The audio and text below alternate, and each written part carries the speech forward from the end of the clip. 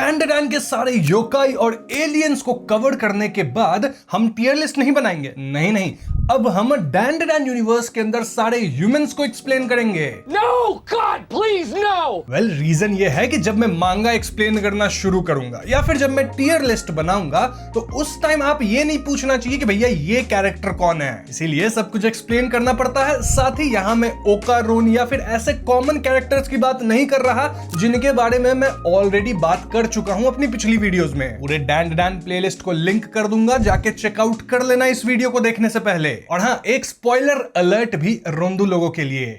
तो सबसे पहले हम लोग बात करने वाले हैं ऑफ कोर्स ओकारून के बारे में। पता है इंट्रो में मैंने बोला ओकारून वगैरह पे बात नहीं करेंगे, बट स्टिल बता तो दूंगा ना कि वो भी एक ह्यूमन है जिसके अंदर टर्बो ग्रैनी की पावर आ गई है। अब ये पावर कैसे आई, पावर्स क्या है, ये सब मैंने एक वीडियो में डिस्कस कर रखा है, again link in description. Now जो सेकंड ह्यूमन है वो है मोमो अयासे। जी हाँ, वही मोमो जो कि ओकारून पे फिदा हो गई है और लेटेस्ट चैप्टर में तो ओकारून भी मोमो पे फिदा हो गया है। अब मोमो की अगर बात की जाए तो मेरे हिसाब से ये one of the most OP characters है इन दिस सीरीज। क्यों? क्योंकि भैया हर एक ह्यूमन के अंदर या तो योकाई से पावर आती है या किसी और तरह से एलियन टेक को यूज करके, but momo is the only one जिसके अंदर ही खुद पावर है टेलीकिनेसिस की, ऐसी पावर जिसकी मदद से वह सर्पोयंस तक को टक्कर दे पाती है। इनफैक्ट मोमो की जो दादी है वो भी योकाई वगैरह से ही पावर बोरो करती है इन दैट सर्टेन एरिया। लेकिन मोमो पे कोई एरिया का रिस्ट्रिक्शन नहीं है, ना वो कहीं भी अपने पावर का इस्तेमाल कर सकती है।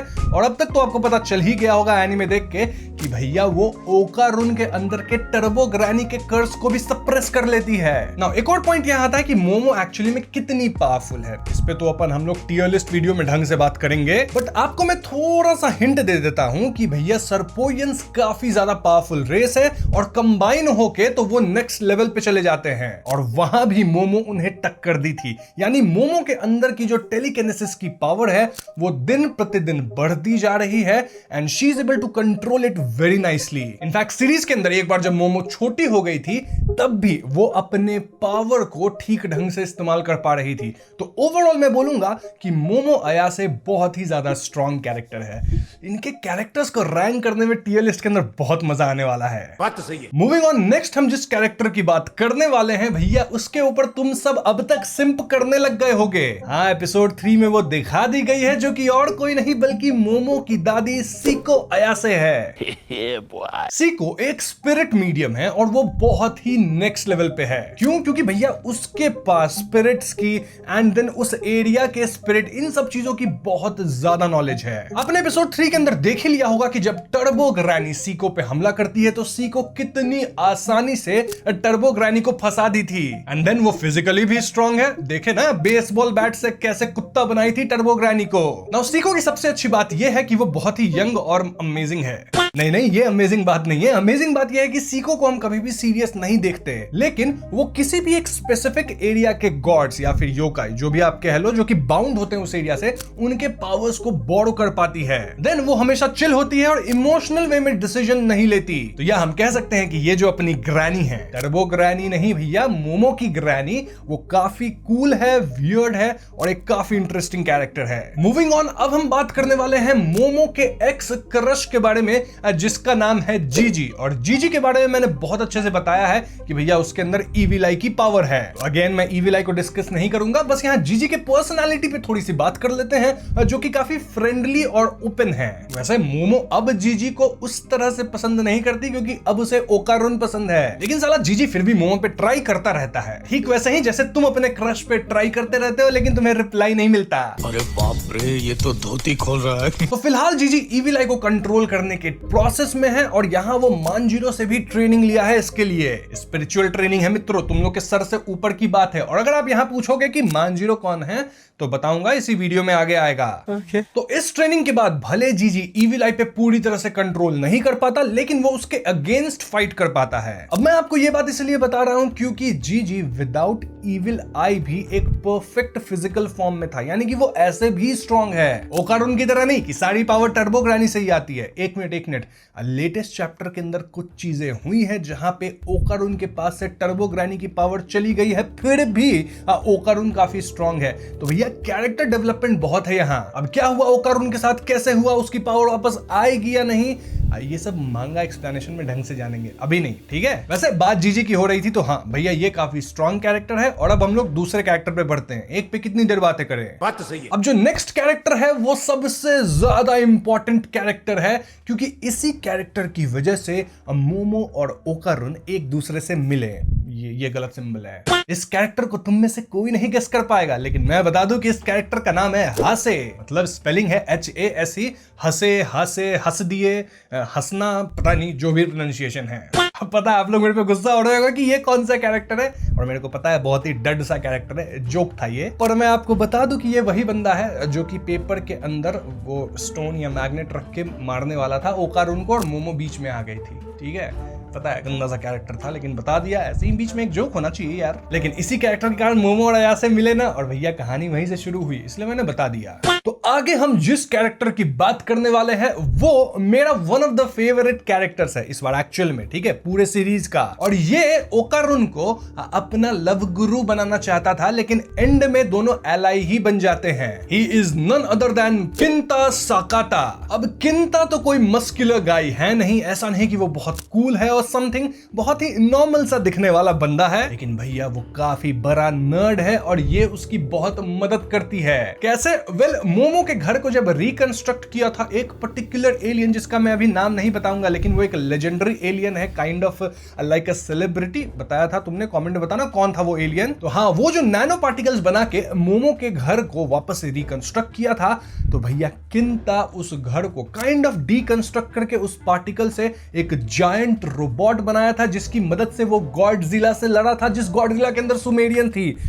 बाप रे, कितने सारे डिटेल्स मैं तुम्हें दूंगा। वैसे अब तक आपने उस एलियन का नाम गेस कर लिया होगा, नहीं गेस किया है तो टाइम खत्म हुआ। लडरिस था नाम, लुडरिस, LUDRIS। हाँ, ये कर लो पहले। तो किंता बेसिकली एक ऐसा कैरेक्टर है जिसको लड़कियां भाव नहीं देती, और वो ओकारुन से इसलिए जलता है क्योंकि आप देख सकते हो ओकारुन के ऊपर मोमो, आयडा और कई सारी लड़कियां फिदा है। कई सारी का नहीं पता, लेकिन मोमो और आयडा तो जरूर है। तो ऐसे वो इनसे मिलता है, देन वो गॉडजिला वाले फाइट में फंस जाता है, जहां पे वो रोबोट्स को मस्त वे में हैंडल करता है। जी हाँ, तो ये बंदा नैनो पार्टिकल्स को अच्छे से हैंडल कर सकता है, and this is a great power अगर लडरिस उसके साथ रहे। वैसे इस गॉडजिला वाले लड़ाई के अंदर क्या हुआ था ये आप सबको मैंने बताया है। बेसिकली ये एक एक्सोसूट था जिसके अंदर एक सुमेरियन बैठी थी, जिसका नाम आप लोग कमेंट्स में बताना, और उसे अपना किंता हराता है, लेकिन उसे लगता है कि भैया मुझे ओकारुन हराया है, और वो अब ओकारुन से शादी करना चाहती है, और किंता फ्रस्ट्रेटेड है कि भैया ये लड़की भी ओकारुन के पास चली गई, अब मुझे लड़की कब मिलेगी। तो हाँ, किंता थोड़ा सा डेस्परेट बंदा है, which makes him my favourite for some reason.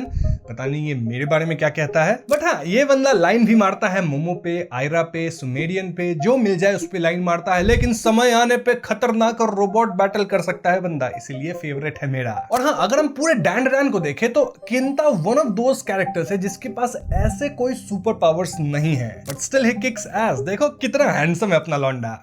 खैर, किंता पे काफी बात कर लिए हैं, आगे बढ़ते हैं हम एक और ह्यूमन कैरेक्टर के ऊपर, जिसके अंदर अगेन योकाई की पावर है, और अपने योकाई के पावर को वील्ड करते हुए इसने ओकारुन के टर्बो ग्रैनी फॉर्म को भी टक्कर दिया था मित्रों। यह है नन अदर देन उंजी ज़ूमा, और इसके बारे में हमने अपने योकाई वाली वीडियो में काफी अच्छे से बात किया था। तो उंजी एक पुअर फैमिली में बॉर्न हुआ था, और उसके पिता वर्कलोड की वजह से मारे जाते हैं। देन उंजी की जो माँ थी वो उसे और उसके भाई को रेज करने में काफी प्रॉब्लम्स फेस करती हैं। दिन एक दिन अचानक उंजी का छोटा भाई रिवर में डूब के मारा जाता है, जिससे उंजी की मां काफी डिप्रेस हो जाती हैं। इसके बाद वो उंजी को एक दिन कंप्लीट एंजॉयमेंट पे लेके जाती है। दिस वाज लाइक क्रीपी, क्योंकि मरने से पहले होता है ना लास्ट विश पूरा करना, समथिंग लाइक दैट। बट हाँ, यहाँ उंजी बच जाता है। कौन मरता है ये सब मैं नहीं बोलूंगा, यूट्यूब जो है ना कर देता है। बट आगे उंजी एक स्कूल गैंग बनाता है, बिल्कुल टोक्यो रिवेंजर्स की तरह। और क्योंकि ये टोक्यो रिवेंजर्स नहीं है, तो गैंग फाइट के अंदर उंजी को पुलिस पकड़ लेती है, और यहाँ एक ऑफिसर उसे अडॉप्ट करता है। वैसे ये वही ऑफिसर है जिसने ओकारुन और सरपोयन की मदद की थी फेरी टेल कार्ड वाले फाइट के अंदर। क्यों मदद की थी? क्योंकि of course Pheri tale card के कंट्रोल में अपना उंजी था, और ये ऑफिसर उसे अडॉप्ट किया है, तो अब आप कनेक्शन जोड़ लिए होंगे। देख रहे हो, कहानी अच्छे से टाई होती है बाद में। अब क्योंकि उंजी की हम बात कर रहे हैं, तो चलो उस ऑफिसर की भी बात कर लेते हैं जो कि उंजी को अडॉप्ट किया था और उसका नाम है मासामिची बेगा। तो मासामिची एक सीरियस पुलिस ऑफिसर है, काफी सिंसियर है वो, और उनकी कंप्लीट फैमिली है नहीं थी, क्योंकि एक दिन एक किलर उनकी पूरी फैमिली को कर देता है। एंड देन मासामिची फाइनली उस किलर को एक बार पकड़ लेता है। एंड देन मासामिची को रियलाइज होता है कि वो जो किलर था वो सोसाइटी को इन जनरल हेट करता था, जिस वजह से वो उसकी फैमिली को मारा था। और भले यहाँ मासामिची उस किलर को जान से मार सकता था, लेकिन उसके मोरल्स और एथिक्स उसे ऐसा करने नहीं देते। तो हाँ, वो किलर को नहीं मारता। फिर एक बार उसे दो गैंग्स के बीच में फाइट के बारे में पता चलता है, और ये वही उंजी वाली गैंग थी एंड एक ऑपोजिट गैंग होगी। और यहीं पे मासामिची उंजी को अरेस्ट करता है, देन अडॉप्ट भी कर लेता है आगे। अब उंजी और मासामिची के बीच काफी प्रॉब्लम्स चलती है, क्योंकि ऑफ कोर्स एक दूसरे को फैमिली मानना थोड़ा डिफिकल्ट होगा। बट देन कुछ चीजें होती हैं एंड फाइनली ये लोग एक दूसरे को अच्छे से फैमिली की तरह मानने लग जाते हैं, क्योंकि साथ में इनको हम ग्रेव्स भी विजिट करते देखते हैं अपने फैमिली मेंबर्स की। तो ये थी ऑफिसर और उंजी दोनों की कहानी, जो कि आपके लिए नए कैरेक्टर्स होंगे, क्योंकि ये सब बहुत बाद में मांगा के अंदर आया है। मूविंग ऑन, आगे हम एक ऐसे कैरेक्टर की बात करने वाले हैं जो कि अपने फ्रेंड के योकाई को एज पार्टनर बनाया है। She is none other than Rin Sawaki, जिसने की ओनबुसुमन के साथ बॉन्ड बनाई है। तो रिन ओकारुन की क्लासमेट है, लेकिन नहीं, वो भी ओकारुन पे फिदा नहीं है।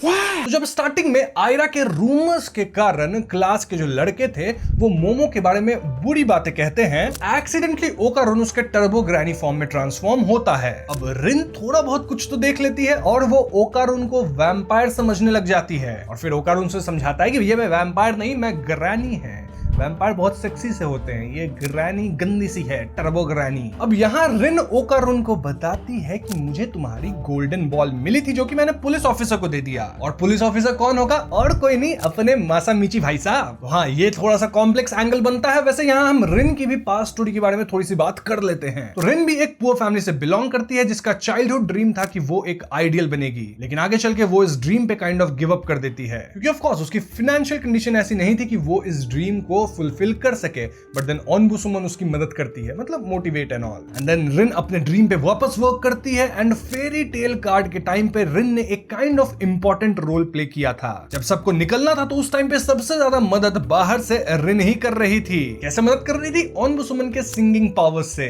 उसको देखने के बाद आप रिन के बारे में और अच्छे से जान पाओगे। अब ओनबुसुमन के पावर का इस्तेमाल करके रिन छोटी मोटी चीजों को उठा सकती है, मतलब ग्रेविटी को काइंड ऑफ मैनिपुलेट कर सकती है। अब भले ही फिलहाल ये पावर काफी छोटी सी है, बट आगे चल के बड़ी हो सकती है अगर ओनबुसुमन की पावर इंक्रीज करे। सोचो, पूरे शहर को ही कोई उठा ले तो कितनी मजेदार पावर होगी। अब चलो, मैंने वीडियो के स्टार्टिंग में एक मांजिरो नाम के कैरेक्टर के बारे में बात की थी, जो कि इविल आई को कंट्रोल करने में जीजी की मदद किया था। तो समय आ गया है मांजिरो पे भी थोड़ी सी बात कर ले। तो मांजिरो भी एक स्पिरिट मीडियम है, जैसे कि मोमो की ग्रैनी है ना, वैसा ही कुछ, लेकिन मोमो के ग्रैनी जितना ओपी नहीं है। मांजिरो सुचिनो को श्राइन में एक प्रीस्ट है, जो कि इविल आई आर्क के अंदर इविल आई के अगेंस्ट मोमो एंड नाकी कीतो के साथ फाइट करता है। प्लस वो इविल आई को एक्सोसाइज करने में भी काफी मदद करता है। यहाँ पे एक एक्सोर्सिज्म वाला जो मैंने बताया सीन होता है, जहाँ पे हायाशेही परफॉर्मर्स को भी बुलाया जाता है। बताऊंगा हायाशेही परफॉर्मर्स कौन है, धैर्य रखो, बस वीडियो अभी थोड़ा और लंबा है, उसमें ये भी कवर होगा। बट द पॉइंट इज कि लास्ट में इविल आई खुद की अंडरवियर ओकारुन को देता है,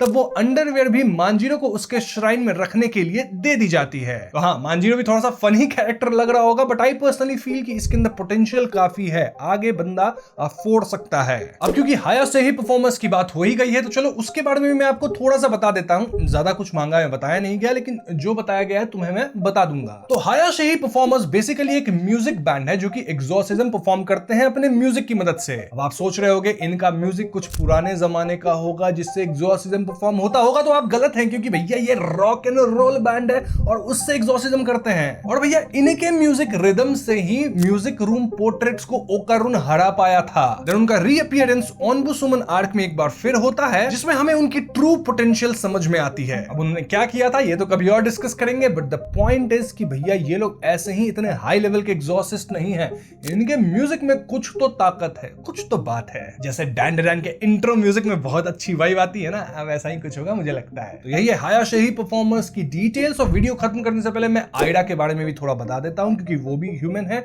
और उसके जिसके अंदर भी एक योकाई की पावर है। अब किस योकाई की ये मैं नहीं बताऊंगा, क्योंकि आयरा पे हमने योकाई वाली वीडियो में बहुत डिटेल में बात किया था, वहां जाके चेक कर लो या फिर कमेंट्स में आंसर दो। टेस्ट लेता हूं मैं कभी कभी तुम्हारा, रिपीट नहीं करूंगा इन्फॉर्मेशन। ऐसे भी कमेंट में, डिस्क्रिप्शन में पूरी डैन की प्लेलिस्ट लिंक्ड है, जाओ सारे वीडियोस को देख लो, ठीक है। क्योंकि भैया अब हम इस वीडियो को खत्म कर रहे हैं and I promise now Dan की अगली वीडियो जो भी होगी उसमें अपन टियर लिस्ट बनाएंगे, क्योंकि लिटरली हमने ऑलमोस्ट सारे कैरेक्टर्स को कवर तो कर लिया है। सब मिला के 20-30 कैरेक्टर्स तो हो ही गए होंगे और सबका एक टियर लिस्ट बनाने में बड़ा मजा आएगा। एकदम रैंक करेंगे S से F तक। रहा नहीं जाता। उस वीडियो को मिस नहीं करना चाहते तो इस वीडियो पे कम से कम 10K लाइक्स मेरे को चाहिए, ठीक है, और 1K कमेंट्स भी चाहिए। तो शेयर कर दो दोस्तों के साथ, लाइक करो वीडियो को और चैनल को भी सब्सक्राइब कर लेना, ठीक है। I'll see you guys in the next one. Peace out.